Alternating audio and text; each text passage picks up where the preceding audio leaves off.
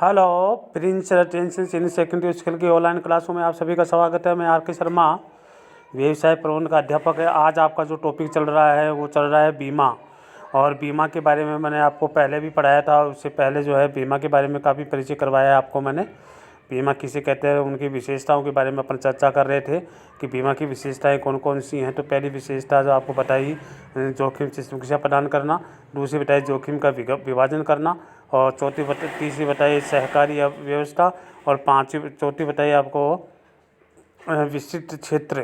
तो देखिए, विशिष्ट क्षेत्र के बारे में अपन बात करते हैं कि विशिष्ट क्षेत्र कौन कौन सा है और विशिष्ट क्षेत्र में हमें क्या बताया गया है, उसके बारे में अपन चर्चा करेंगे। और विशिष्ट क्षेत्र देखिए क्या है।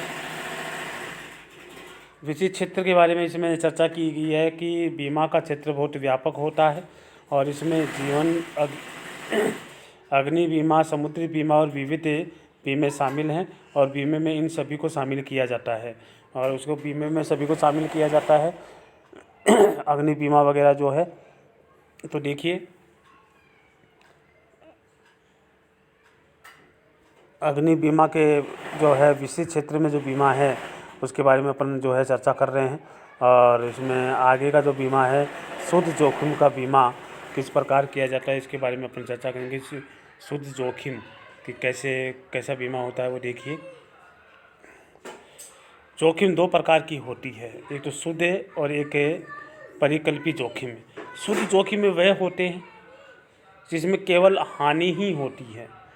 देखिए, शुद्ध जोखिम का बीमा करवाया जाता है।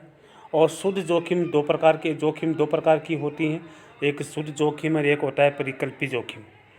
शुद्ध जोखिम वो होते हैं जिसमें केवल हानि ही होती है, जबकि परिकल्पित जोखिम में लाभ और हानि दोनों हो सकते हैं।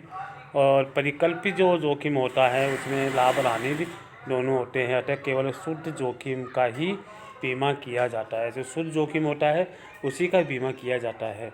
अगला जो छठा पॉइंट है वो आपका है, छठा पॉइंट जो है कि कानून द्वारा नियमन करना। तो जो बीमा किया जाता है वो कानूनी रूप से किया जाता है। तो बीमा कार्य का नियमन सरकार के द्वारा किया जाता है। भारत में बीमे के नियमन और नियंत्रण के लिए बीमा नियामक और विकास प्राधिकरण के द्वारा किया जाता है। तो देखिए, बीमा जो किया जाता है बीमा नियामक और विकास प्राधिकरण के द्वारा ही बीमा किया जाता है। इसका जो कानून द्वारा बीमा करना। इसके बाद जो है जोखिम का मूल्यांकन करना।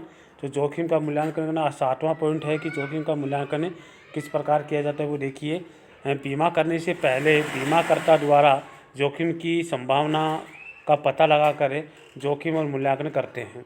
वह उसी के आधार पर प्रीमियम राशि तय की जाती है।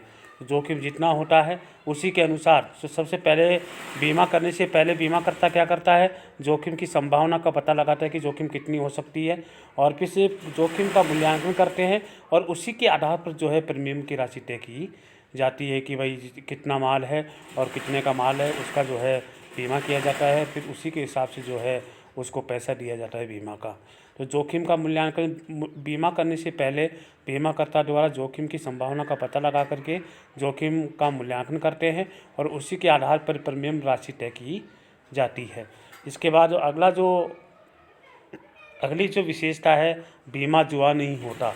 देखिए, बीमा को अपन जुआ नहीं कह सकते क्योंकि बीमा जो है लाइफ का और का बीमा किया जाता है।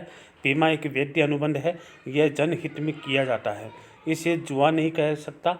और बीमे में भाग्य का महत्व नहीं है, जबकि जुए में भाग्य का महत्व होता है। तो देखिए, बीमे में भाग्य का कोई महत्व नहीं होता, जुए में तो फिर भी भाग्य का महत्व होता है, लेकिन बीमा जो है एक वैध अनुबंध होता है जो जनहित के लिए किया जाता है, इसलिए इसको अपन जुआ नहीं कह सकते। अगला जो बीमा संबंधी शब्दावली के बारे में अपन बात कर रहे हैं, जो इससे पहले मैंने आपको बताया कि बीमा की विशेषताएं कौन कौन सी हैं, उन विशेषताओं की चर्चा जो है मैंने आपके सामने की है। अब है कि बीमा संबंधी महत्वपूर्ण शब्दावली कौन कौन सी है। तो सबसे पहले शब्दावली है, बीमाकर्ता वह व्यक्ति या संस्था जो बीमा करती है, उसे सुरक्षा का वचन देती है, उसे बीमाकर्ता के नाम से जाना जाता है। वह व्यक्ति या संस्था जो बीमा करती है और सुरक्षा का वचन देती है वो बीमाकर्ता कहलाता है। इसके बाद जो है बीमित वह व्यक्ति होता है बीमित वह व्यक्ति होता है जो संस्था या फर्म जिसका बीमा किया जाता है वो बीमित के नाम से जाना जाता है। और एक होता है प्रीमियम। तो प्रीमियम में जो है वह राशि तो बीमित के द्वारा जो है बीमाकर्ता को दी जाती है, उसे प्रीमियम के नाम से जाना जाता है। तो आज के जो टॉपिक में मैंने आपको जो है विशेषताओं का जिक्र किया कि कौन कौन सी विशेषताएं हैं, और विशेषताएं मैंने आपको बता दी गई कि, और जो 4 विशेषताएं तो मैंने पहली क्लास में आपको पहले बता दी गई थी।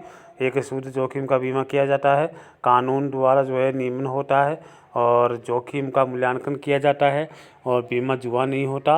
और उसके बाद मैंने आपको बता दिया गया कि बीमा संबंधी महत्वपूर्ण शब्दावली कौन कौन सी हैं।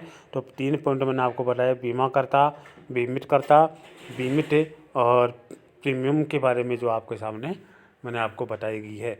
इसलिए आज की क्लास में जो है आपको इतना ही करवाया जाएगा। आगे की क्लास में आगे की जो बीमा संबंधी जो शब्दावलियाँ हैं उनके बारे में अपन चर्चा करेंगे।